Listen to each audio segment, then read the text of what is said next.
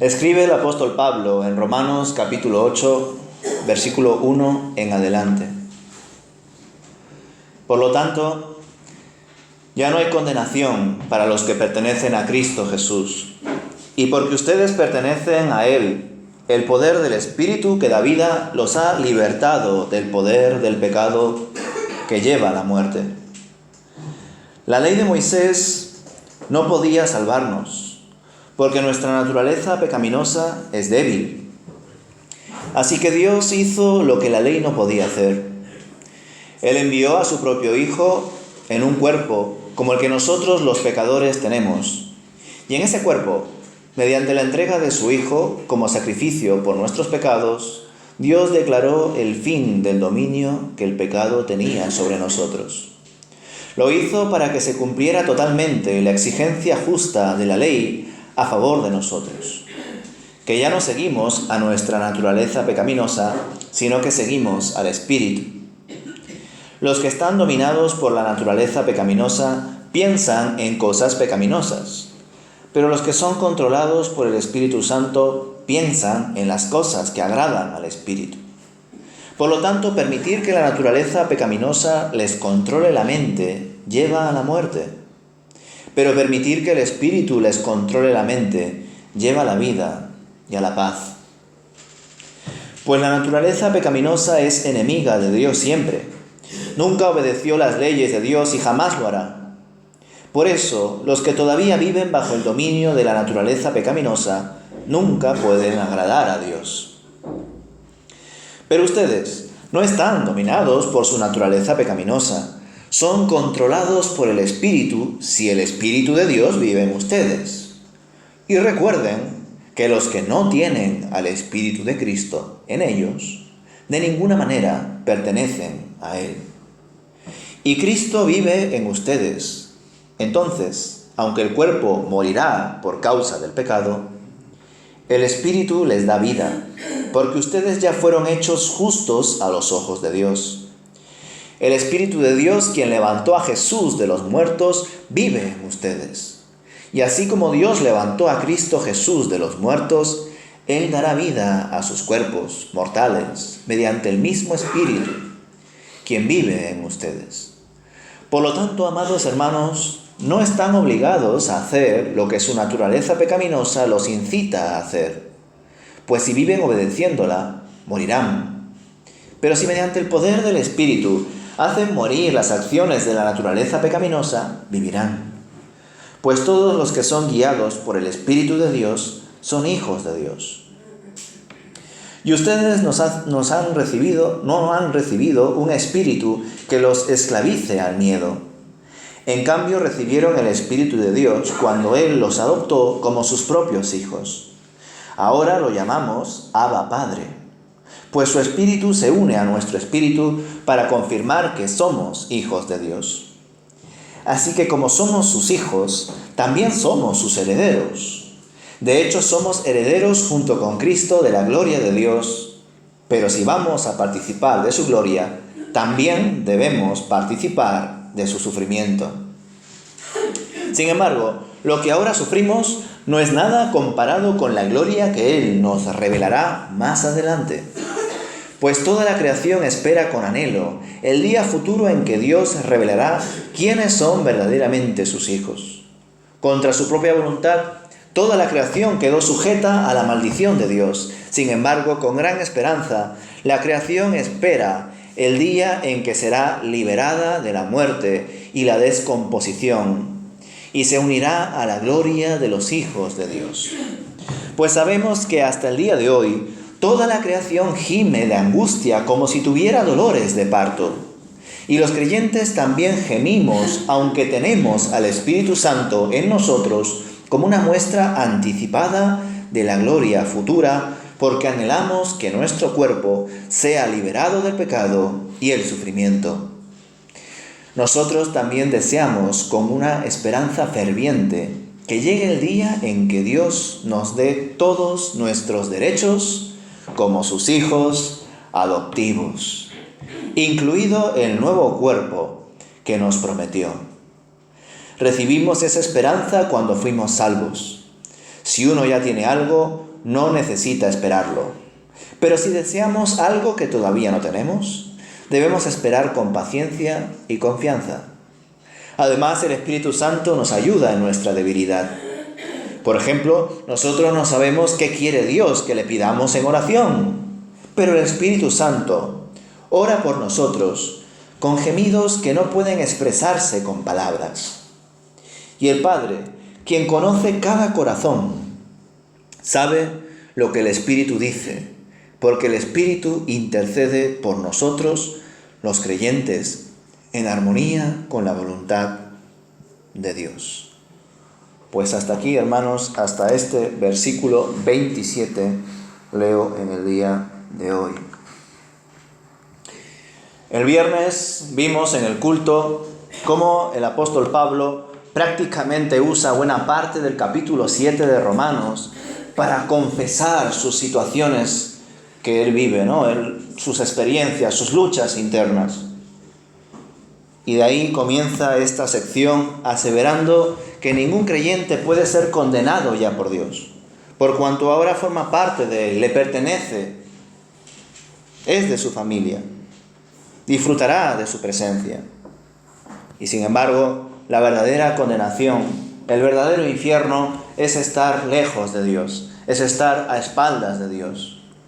Y me podréis decir, entonces, ¿por qué cuánta gente, verdad, que no es creyente, no está precisamente sufriendo? De hecho, todo lo contrario. A veces da la sensación de que los cristianos sufrimos más.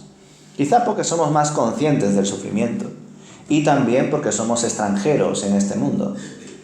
Nuestra ciudadanía ya no está aquí, está en los cielos. Somos personas extranjeras en tierra hostil. La Iglesia es perseguida en varios países actualmente. Así que es normal que nosotros suframos. De hecho, en parte de este texto, el apóstol Pablo también enseña que debemos participar de ese sufrimiento. Nosotros antes andábamos en la muerte y ahora hemos obtenido la vida eterna a través de la resurrección de Cristo, la doctrina principal del cristianismo. Y esto es posible por cuanto Dios ha demostrado que tiene poder sobre todas las cosas, sobre la vida y sobre la muerte. La cruz fue el púlpito donde Jesús predicó su amor. Y por tanto, es el lugar donde nosotros debemos de aferrarnos, a donde debemos ir, porque de esa forma podemos vivir adecuadamente. Creer esto es el culmen de nuestra fe, pues si no creemos en esta doctrina de la resurrección, sería absurdo ser creyente, tal y como lo enseña Pablo en 1 Corintios 15, ¿verdad? Y por cuanto ahora tenemos una vida en el Espíritu de Dios, nuestra existencia debe basarse en lo que le agrada al Espíritu de Dios. Ya no se puede volver atrás. Nuestras vidas ya no deben volverse a regir en base a lo pecaminoso, a lo deshonroso, a lo desordenado, por cuanto eso ya no es propio de un hijo de Dios. Si nuestra identidad ha cambiado, si ahora somos hijos del reino, pues hay que comportarse como tal. Ya no somos más pordioseros de este mundo. Somos hijos del Rey. Y por tanto debemos de actuar como tal. El apóstol Pablo, a partir del versículo 9, se dirige a la comunidad de Roma de una manera más directa. Les confirma que ellos no viven indebidamente. No lo pueden hacer, porque se entiende que son creyentes y que tienen el Espíritu. No obstante, si alguno no tiene el Espíritu, que sepa, por tanto, como conclusión, que si no tienes el Espíritu, no eres de Dios. No eres creyente. Estás aquí, pero no eres de aquí.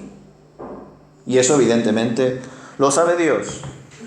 Y a veces nosotros como iglesia podemos también averiguarlo y tratarlo, orar por esa persona, porque nosotros no queremos que nadie se pierda, sino que todos obtengan la vida eterna. ¿Y por qué queremos eso? Porque ese es el deseo de Dios, de nuestro Padre.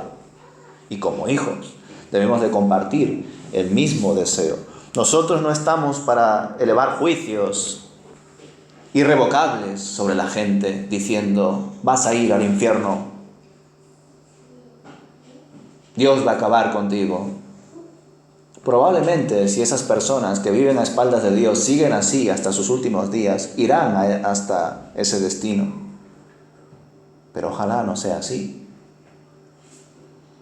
Desgraciadamente, ya lo sabéis, ayer también lo comenté en el taller, hay evangélicos que en vez de compartir gracia, comparten juicio.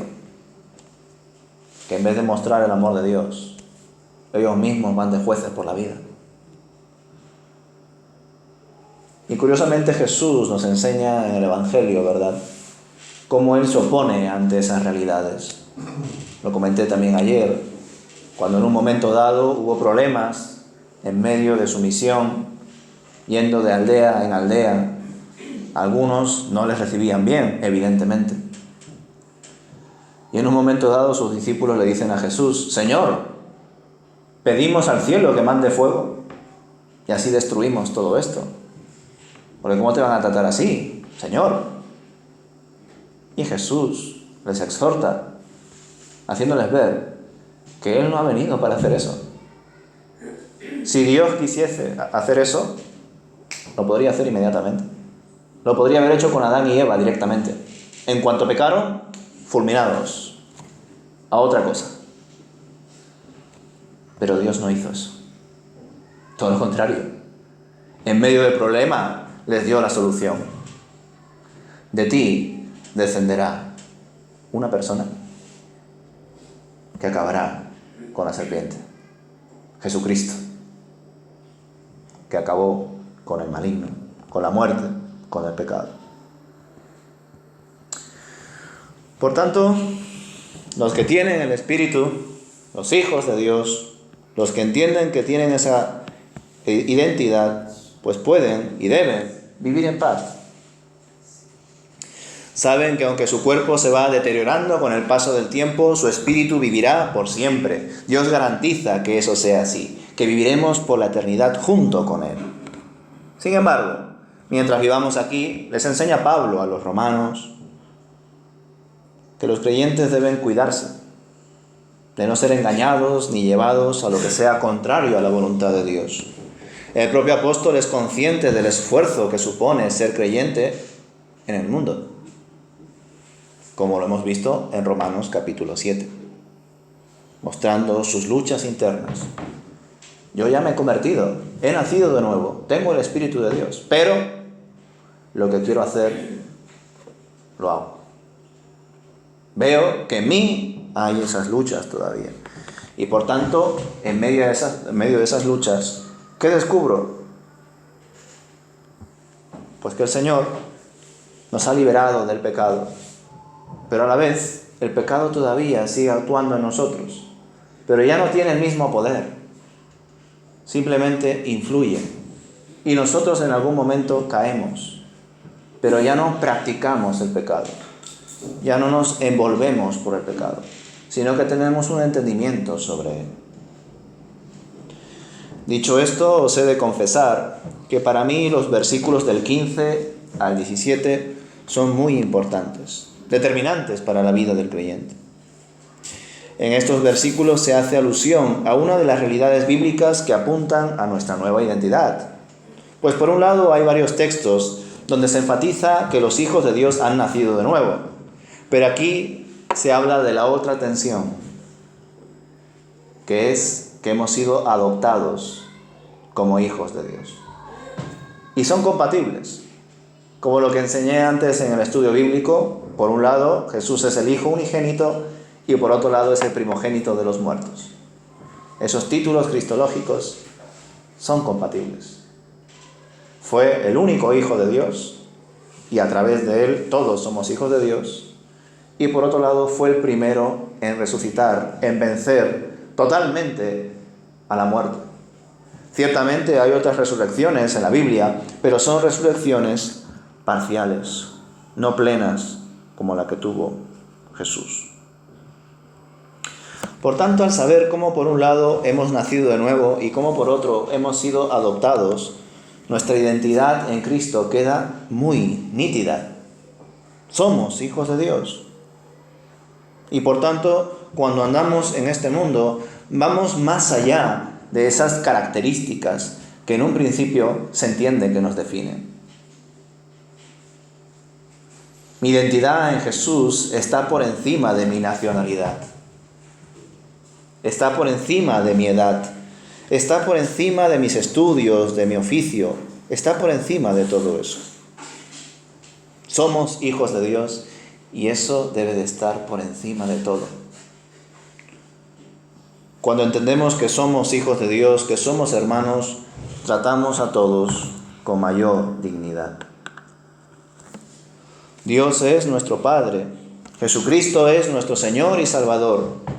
Y como formamos parte ahora de su familia, pues ya no somos del mundo, pero estamos en Él padeciendo. Al igual que Cristo y todos los siervos que han buscado seguirle. Ya os dije en su día que esto es la letra pequeña del Evangelio.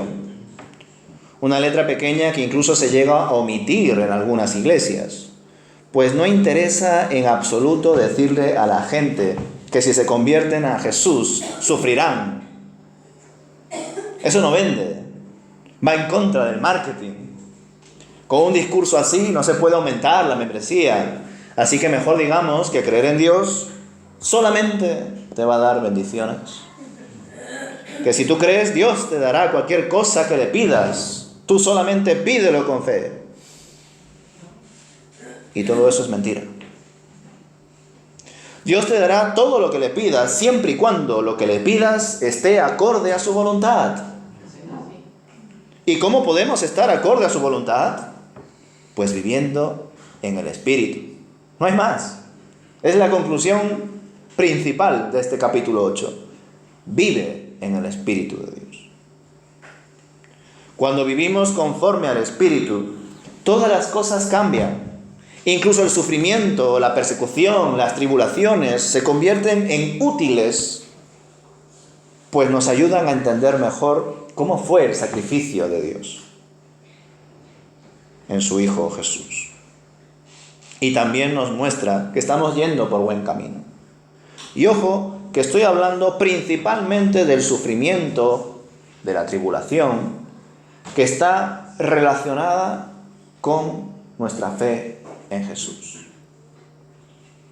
Porque ese es el sufrimiento al que se está apuntando principalmente. Padecer por Cristo. De algún modo, sentir una parte del sufrimiento que tuvo Cristo. Y es normal. Si el Hijo perfecto de Dios sufrió, ¿cuánto más nosotros que somos pecadores? Pero que intentamos ser cada día más como Jesús. Es normal que suframos. En algunas cosas sufrimos como cualquier persona sufriría, independientemente de que sea creyente o no, pues estamos sujetos a enfermedades, a discusiones, a problemas personales, familiares, búsqueda de empleo, viajar a otro país porque estamos en una situación económica pues muy nefasta, etc. Esos sufrimientos los tenemos nosotros, al igual que aquellos que no son creyentes. Y por supuesto Dios actúa ahí. Dios está atento a eso también, porque somos sus hijos. Pero el padecimiento al que se está haciendo referencia aquí es al padecimiento que recibimos por ser fieles a Dios. Porque el mundo se opone a ello. El maligno ataca todo lo relacionado con Dios, como nos ha compartido Mari Carmen en la presidencia. Está ahí atento, hurgando en la herida. Pero en medio de todo eso, nosotros sabemos que Dios está al control. Desde luego, que suframos por nuestra fe no es garantía de que estamos bien encaminados en nuestra vida cristiana. Es decir, no debemos ir por la vida buscando sufrimiento por nuestra fe. Pero inevitablemente cuando vivimos en la fe de Dios, este mundo ofrece rechazo ante nosotros. Es así. Se siente amenazado. Como dice Pablo en Filipenses capítulo 1, versículo 29, pues a ustedes se les dio no solo el privilegio de confiar en Cristo, sino también el privilegio de sufrir por Él. Fijaos cómo lo enfoca Pablo. No solamente está diciendo, a ver, hermanos, recordad que creer en Dios pues nos da salvación, nos da paz, pero también hay sufrimiento, así que ánimo. No. Dice el privilegio de sufrir por Él. La oportunidad de identificarme con una pequeña parte de todo lo que Jesús padeció por morir por nosotros. Eso es un privilegio, es un honor morir como mi Señor, siempre y cuando sea mi Señor. Si el Señor soy yo, pues yo no quiero morir. ¿Por qué voy a querer morir? Si yo soy Dios. Pero cuando Dios, Jesucristo, el Señor, es el Señor, ya sea que pasen cosas buenas, cosas malas, bendito sea el nombre del Señor. En la misma línea de esta idea, que también está plasmada aquí en Romanos 8, ya sabéis, el versículo 17, así que somos sus hijos, también somos sus herederos, de hecho, somos herederos junto con Cristo de la gloria de Dios, pero si vamos a participar de su gloria, también debemos participar de su sufrimiento. Eso lo dice aquí Pablo en Romanos 8, versículo 17. Esto lo dice en Filipenses capítulo 1, versículo 29. Pero para que veáis que esto no es una locura de Pablo, también aparece en Primera de Pedro, capítulo 4 y también capítulo 5. Yo voy a leer el 4 ya que el 5 está ahí, al menos una parte. Primera de Pedro, capítulo 4, versículos del 12 al 19. Escribe el autor: queridos amigos, no se sorprendan de las pruebas de fuego por las que están atravesando, como si algo extraño les sucediera. En cambio, alégrense mucho porque estas pruebas los hacen ser partícipes con Cristo de su sufrimiento, para que tengan la inmensa alegría de ver su gloria cuando sea revelada a todo el mundo. Si los insultan porque llevan el nombre de Cristo, serán bendecidos, porque el glorioso Espíritu de Dios reposa sobre ustedes. Sin embargo, si sufren, que no sea por matar, robar, causar problemas o entrometerse en asuntos ajenos. En cambio, no es nada vergonzoso sufrir por ser cristianos. Alaben a Dios por el privilegio de que los llamen por el nombre de Cristo, pues ha llegado el tiempo del juicio y debe comenzar por la casa de Dios. Y si el juicio comienza con nosotros, qué terrible destino les espera a los que nunca obedecieron la buena noticia de Dios. Además, si los justos a duras penas se salvan, ¿qué será de los pecadores que viven sin Dios? De modo que, si sufren de la manera que agrada a Dios, sigan haciendo lo correcto y confíenle su vida a Dios, quien los creó, pues Él nunca les fallará. Esto escribe el autor de Primera de Pedro. Y como podéis comprobar, estos textos son necesarios de leer y exponer en la iglesia, pues complementan el mensaje de Dios. De hecho, complementando el taller de ayer, no solamente antes de exponer la buena noticia debemos de exponer primero la mala, sino que dentro de la buena noticia debemos de comentar también estas noticias que no son malas, porque nos ayudan a conocer mejor, a experimentar mejor lo que hizo Cristo por nosotros. Y por tanto nos ayuda a amarle más, a ser más como Él. Así que tampoco podríamos decir que esto es malo, aunque por definición el sufrimiento es malo. Pero en este caso no. Simplemente es una parte difícil. Por eso le digo la letra pequeña, que hay que tenerla en cuenta, pero que desgraciadamente algunos, a la hora de exponer la palabra de Dios, la omiten.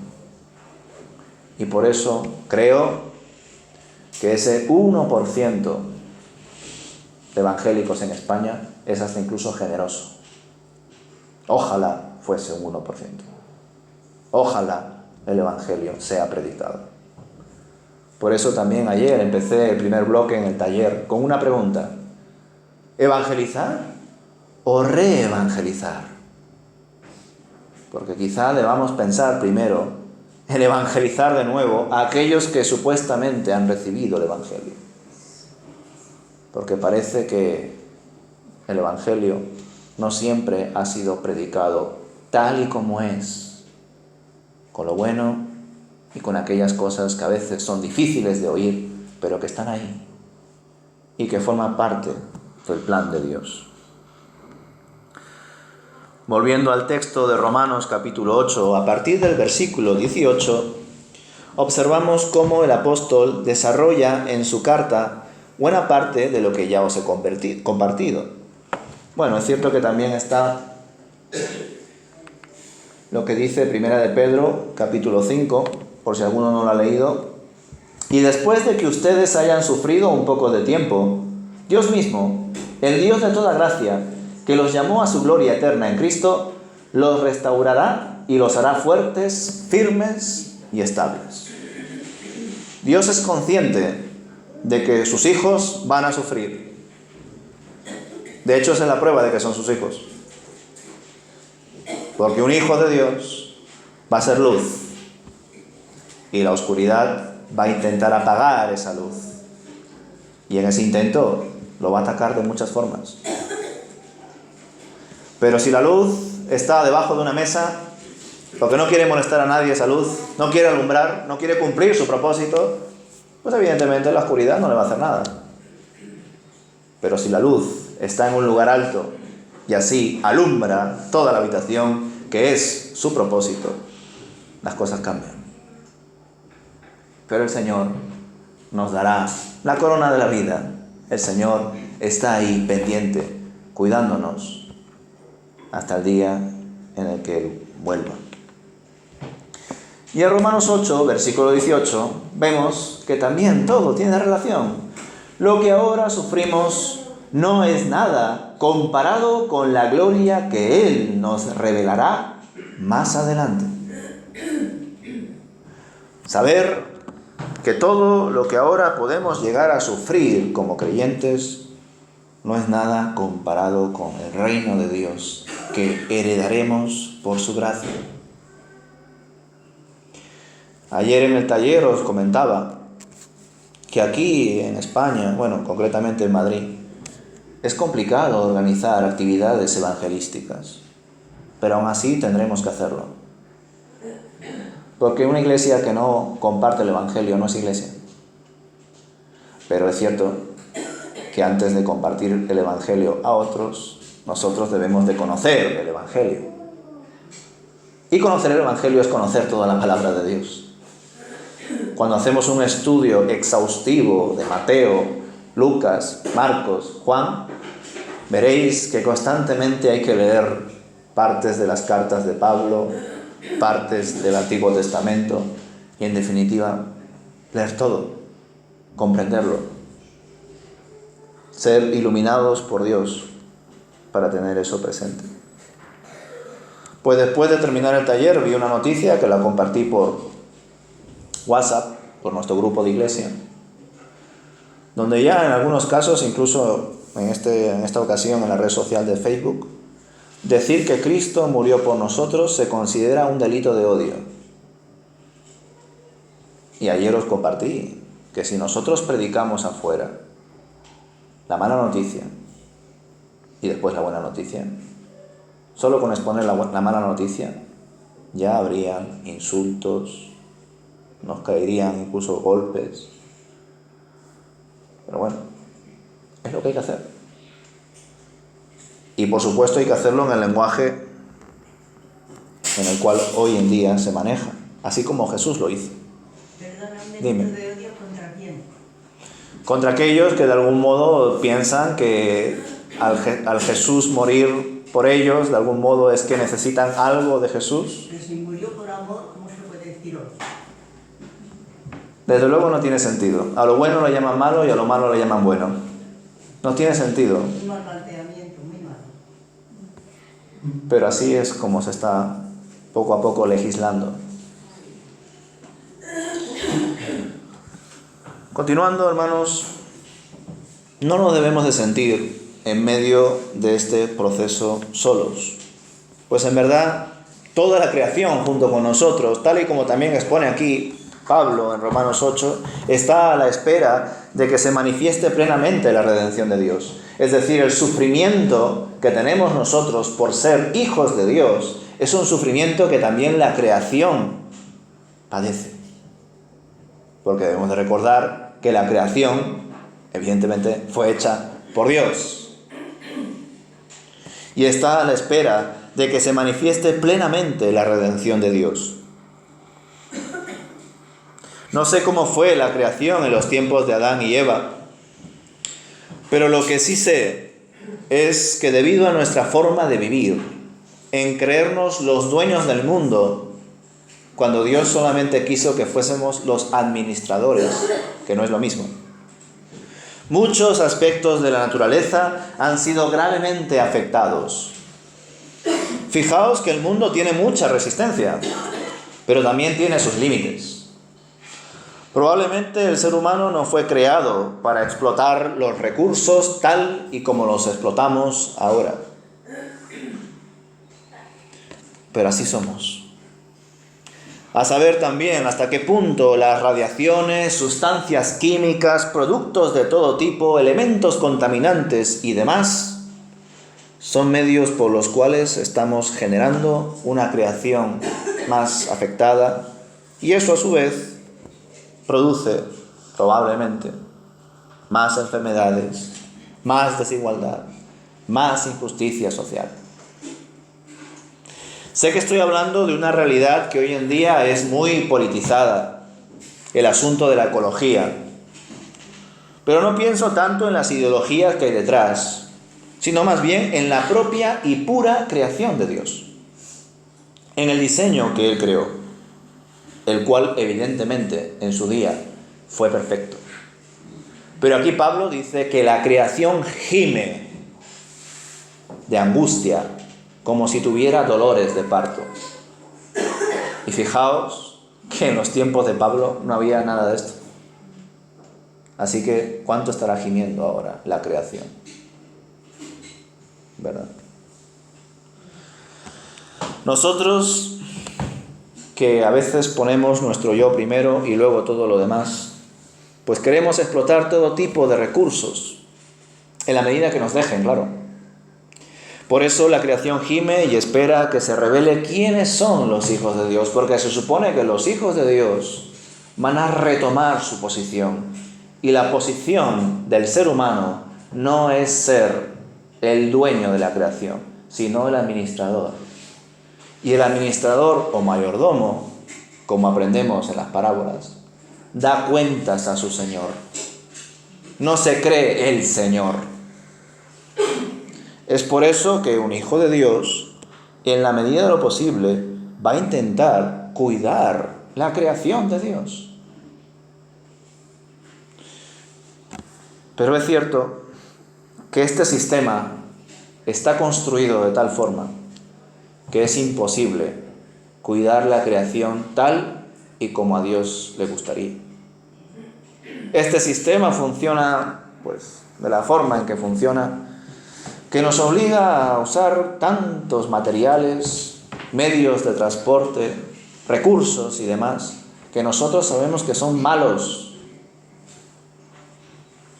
Pero se supone que en la medida de lo posible intentamos no contaminar tanto. Aunque debido a la globalización, debido al pluralismo, debido a cómo estamos hoy en día en esta sociedad contemporánea,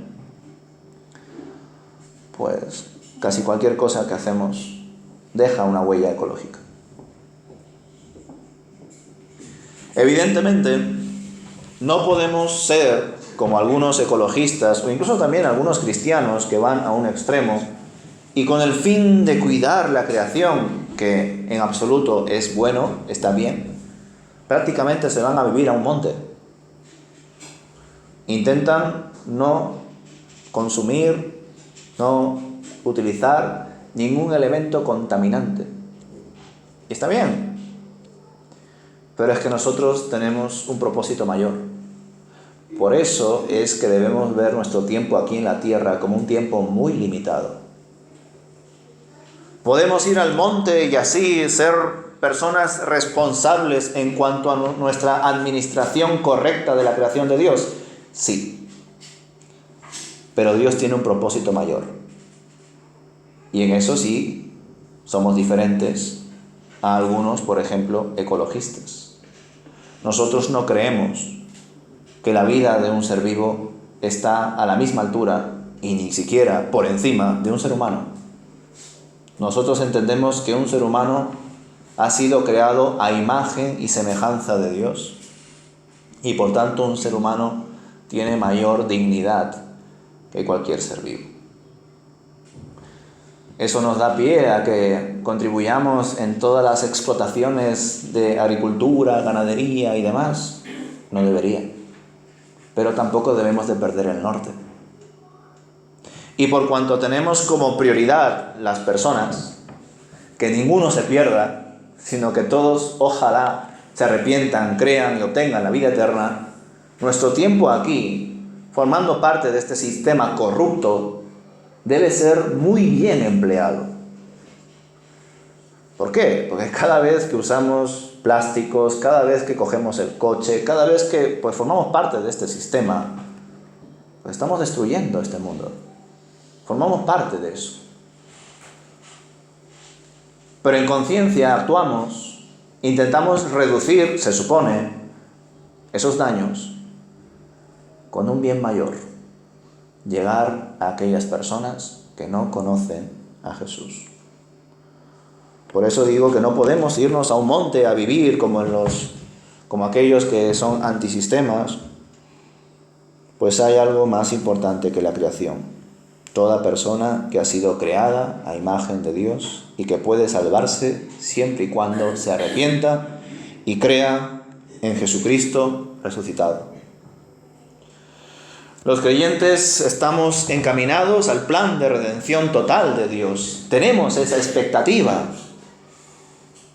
Y por eso también, aún valorando la creación, sabemos que hay un propósito mayor. Todas las cosas pasarán, el cielo y la tierra pasarán, pero mi palabra no pasará. De hecho, aunque resulte un conflicto, nosotros sabemos que la creación y todo lo que había en ella casi fue destruida totalmente con el diluvio, ¿verdad? Y eso lo hizo Dios. Ahí hay mucho debate. Y también sabemos, así lo enseña además Pedro, que este mundo será arrasado por fuego. Y así lo hará Dios. Es su voluntad. Es perfecta. Él sabrá por qué. Pero eso, una vez más, os lo digo, no nos da crédito para que hagamos lo que queramos con esta creación. Porque no hemos sido puestos aquí para ser los señores, sino para ser los administradores. El Señor creará una nueva ciudad, y esa ciudad será la ciudad de Dios. La nueva Jerusalén también lo dice así, Apocalipsis. Viviremos en su presencia, tendremos un nuevo cuerpo, pero mientras tanto, los hijos de Dios expresamos sufrimiento porque no somos del mundo, pero estamos en el mundo. Qué bueno que en medio de este caminar, de este proceso, tengamos al Espíritu de Dios en nuestra vida. Él, tal y como dice Pablo, nos ayuda en nuestra debilidad, nos acompaña, está con nosotros, camina con nosotros, nos guía. El Espíritu de Dios, hasta incluso tal y como lo expresa más adelante, ya llegando casi al final de esta sección, el Espíritu de Dios es nuestro logopeda. Nos enseña a qué decir delante del Señor. Nos ayuda a cumplir su voluntad. Nos enseña a hablar. Por eso digo que es nuestro logopeda. Sin el sello del Espíritu Santo no hay garantía de nada. No hay seguridad de salvación. Pero por cuanto lo tenemos, por cuanto hemos sido sellados con el Espíritu de Dios. Podemos vivir en paz, sabiendo que lo que el Señor empezó, Él lo acabará. Conclusiones. Al leer esta primera parte de Romanos 8, nos podemos quedar con muchas ideas. Ya os he dicho que este capítulo 8 da para bastante, todas importantes. Pero me llama la atención cómo Pablo se dirige a la comunidad en el versículo 9, diciéndoles que si no tienen el Espíritu, no son de Dios. Por tanto, ¿cómo podemos saber nosotros si tenemos el Espíritu? Pues entre otras cosas, evaluando cómo ha ido creciendo nuestra vida desde que decidimos creer en Dios. Porque si hemos nacido de nuevo, ese nuevo organismo, como vive, debe de desarrollarse, debe de crecer. Algunos crecen más rápido, otros más lento, cada uno tiene su ritmo, pero si es un organismo vivo, si hemos nacido de nuevo, debemos de crecer. ¿Y cómo sabemos entonces que nuestra fe en Dios fue verdadera? Pues entendiendo la doctrina fundamental de la fe cristiana. ¿Y cuál es? La resurrección. Y eso es lo que debemos examinar en nosotros y hacerlo cada día de nuestro diario vivir. ¿Realmente creemos que Jesucristo resucitó? ¿Realmente creemos que el Señor nos resucitará de los muertos en los últimos días? A veces se plantea la fe en Dios como un catálogo de regalos, regalos que se piden para cubrir nuestras vidas, incluso para obtener prosperidad y bienestar. Y luego continuar con nuestras cosas pues a nuestra manera, sin intención alguna de averiguar cuál es la voluntad de Dios y qué es lo que Él quiere que hagamos para su reino. Y por supuesto, el vivir así no es en absoluto tener una vida en el Espíritu, que es lo que aquí está exponiendo Pablo en Romanos 8. Como ya os he comentado en otras ocasiones, hay personas que por un lado se autodenominan cristianas, pero por otro expresan otras prioridades en sus vidas.